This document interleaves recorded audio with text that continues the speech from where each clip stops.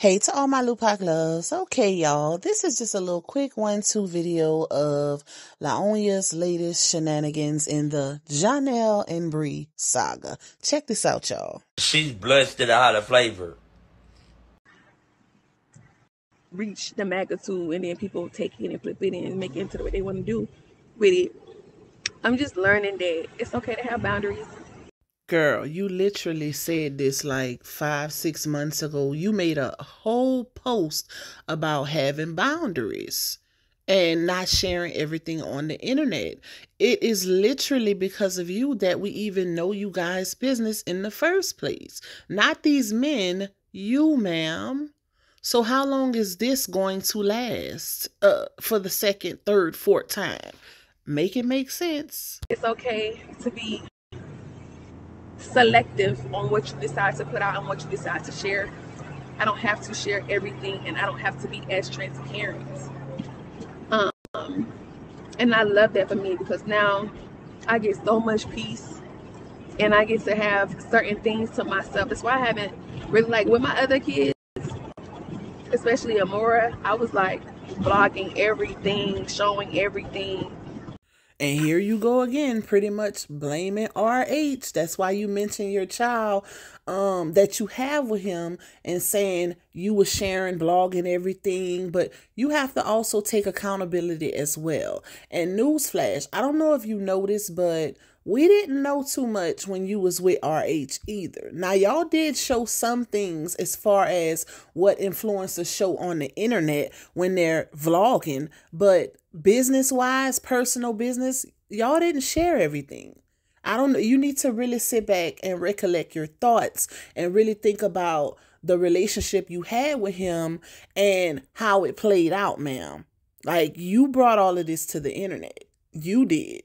No one else. You did. You can't blame people's reactions and rebuttals to or try to validate it for certain reasons. It doesn't make sense, child.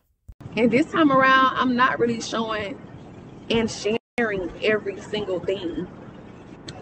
And I love that for me. I did that for 7 years. Like, at this point, I just love being able to have something to myself that only me and my close ones know. Only me and my close friends and my love life and all that. Only we know, and the internet don't know. And I've learned that being able to keep that stuff off the internet and to yourself is way better than it getting to the media. And I see why people be like, oh, I see why people keep their relationships or their situations a secret, or people in the entertainment industry keep their relationships a secret, because when people's opinions get in the mix, it kind of gets messy. Another thing also, it's all good and dandy to keep your business to yourself, vlog on certain things, because everything doesn't belong on the internet, right? That's true. But you also have to be strong enough to handle people's assumptions and opinions based on what they don't know or what they guessing about. You can't lash out or try to do certain things to people for guessing certain situations. Like, make it make sense, baby. You got to be strong enough to handle that also, because that's what the internet is about. If you can't handle it, you need to stay off the internet, because people are going to put their assumptions onto things that they know nothing of. That's all in the game of being on the internet, period. Especially if you ain't strong enough. If you ain't strong enough to read comments and see people try to tear y'all apart, and people go over here and say this, people go over there and say that, and go over here and say that. The internet, first of all, is the devil's playground. So that itself will tear anything apart. Anything. It ain't even got to be your relationship. It could be your business that you just want to be excited about and share. It could be a testimony you want to be excited about and share. And the fact that you can acknowledge that is what screams hypocritical, right? Because you're the main one. Like, you can't accept the fact you're not strong enough to handle the comments. RH told us this a while ago on the internet. Leave my wife alone. He said that to the whole internet in defense of you, baby, because he recognized that you wasn't strong enough to be able to handle the backlash of what you put out there. So here is where you become more disciplined in your actions and stop putting certain things on the internet to avoid the backlash. Get it? Got it? Good. Okay. You're not prepared to be torn apart by opinions, public opinions, then don't share that shit. Keep it to yourself. Keep it to yourself.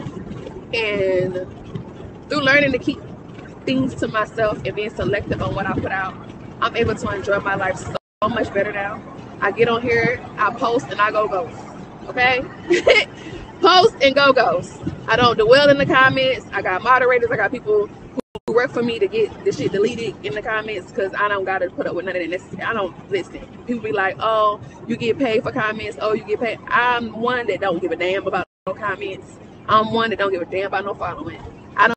Okay, now here is where I call cap on all of that, because you most definitely give a damn about the comments. You most definitely give a damn about the following and the validation, because if you didn't, you wouldn't have had to go through the cycle of the saga that we've been going through, because you felt the need to rebuttal or even send your beehive after content creators, supporters, and all of the above. So if you didn't care, you don't care. If you're unbothered, you're unbothered, baby. Like, you got to make it make sense. Your actions don't match up with your words. That's why people are able to call BS every single time.